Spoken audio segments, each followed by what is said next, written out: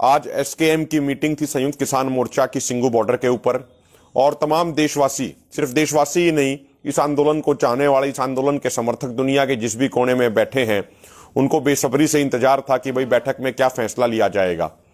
तो आज जो बैठक हुई उसमें डेवलपमेंट ये हुई कि हमारे सीनियर लीडर्स के पास सरकार की तरफ से एक पत्र आया और उस पत्र में कुछ बातें लिखी हुई थी कि सरकार इन इन चीजों को मानने के लिए तैयार है। उसके बाद जो सरकार की तरफ से पत्र आया, जो उसमें पॉइंट्स लिखे हुए थे, उन पॉइंट्स के ऊपर हमारे एसकेएम की बड़ी बैठक में लगभग 5 घंटे तक विस्तृत तरीके से चर्चा हुई। उसके हर पहलू की छानबीन की गई, उसको पूरे तरीके से उसको विचारा गया और उसके बाद ये फैसला लिया गया कि उसमें बहुत सारे ऐतराज हैं किसान संगठनों को, एसकेएम को, और वो जब तक ऐतराज दूर नहीं होते तब तक आंदोलन जारी रहेगा। और एसकेएम की कल एक बैठक बुलाई गई है दोपहर 2 बजे को, जब तक जो हमारी एसकेएम की जो 5 मेंबर की हमने कमेटी बनाई सरकार से डायलॉग करने के लिए, सरकार से वार्तालाप करने के लिए, तो उस कमेटी को ये अधिकार है, उसकी ये ड्यूटी है कि वो उन ऐतराजों को दूर कराने का प्रयास करे। यदि सरकार वो दूर करने के लिए कोई डायलॉग करती है तो वो हमारे 5 मेंबर डायलॉग कर सकते हैं।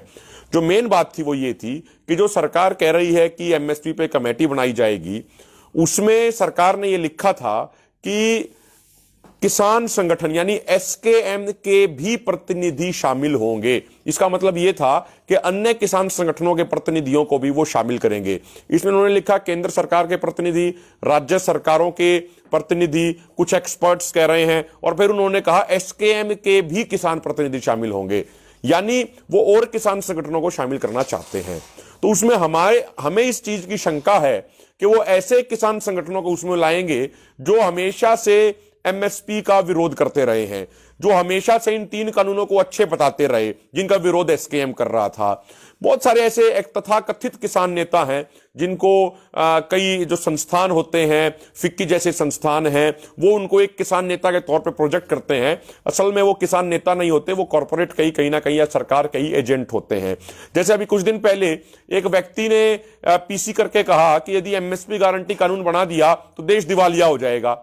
ये वो व्यक्ति था जो उस कमेटी में था जो सुप्रीम कोर्ट ने बनाई थी कानूनों के ऊपर, जिस कमेटी का बायकॉट, जिस कमेटी का बहिष्कार संयुक्त किसान मोर्चा ने किया था जनवरी के महीने में।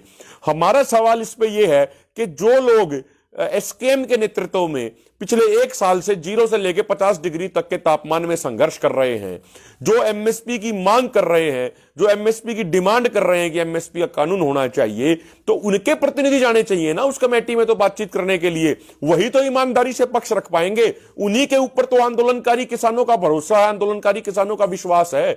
जो लोग एसी के बंद कमरों में बैठते हैं और तथाकथित वो किसान नेता बन जाते हैं जो आज तक किसी आंदोलन में नहीं आए, उनको कमेटी में लेकर सरकार क्या करना चाहती है?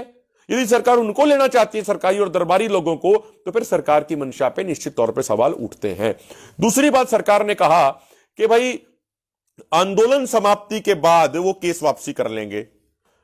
हमारा बहुत कटु अनुभव रहा है पहले का। मध्य प्रदेश में मंदसौर गोलीकांड हुआ, उस समय भी कहा गया था केस वापसी होंगे, लेकिन केस वापसी नहीं हुए। 2016 में यहां पे जब जाट एजिटेशन हुआ था, उसमें भी कहा गया था वो केस वापसी करेंगे, लेकिन केस वापसी नहीं हुए।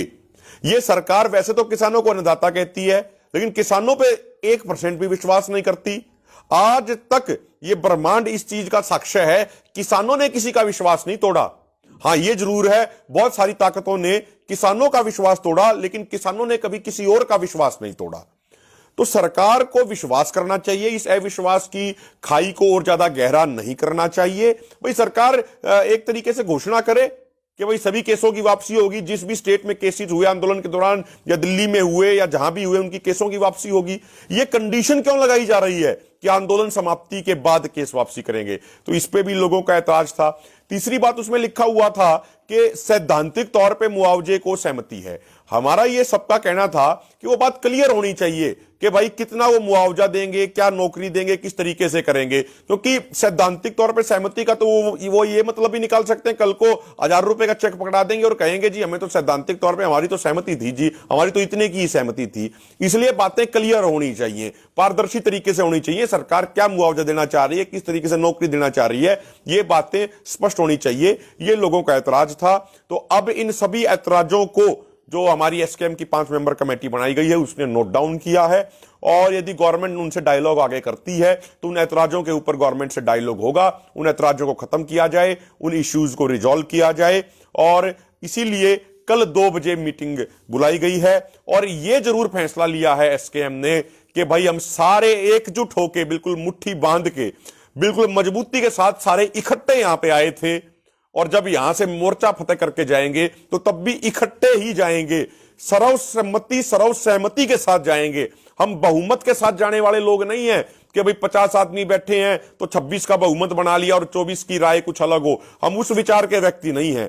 आज तक एसकेएम जो गया है, एसकेएम ने हमेशा सर्वसम्मति से निर्णय लिए, सर्वसहमति से लिए हैं। ये हमारी परंपरा है, हमारा लोकतांत्रिक संगठन है एसकेएम। तो हम सर्वसहमति बना के, सर्वसम्मति बना के ही जिस तरीके से इकट्ठे होकर यहां पे आए थे उसी तरीके से इकट्ठे होकर, एकजुट होकर यहां से जाएंगे, मोर्चा फतेह करके जाएंगे। किसी भी एक भी साथी को पीछे नहीं छोड़ा जाएगा। सब हमारे साथी हैं, सबको साथ लेके ही मोर्चा फतेह करके यहां से जाएंगे। और अब कल हमारी बैठक होगी, उसमें क्या चर्चा होती है वो चर्चा हम आपको बैठक के बाद आगे बताएंगे। आपने हमें सुना, बहुत बहुत धन्यवाद। जय जवान, जय किसान, जय भारत। चैनल को सब्सक्राइब करें और घंटी जरूर दबाएं।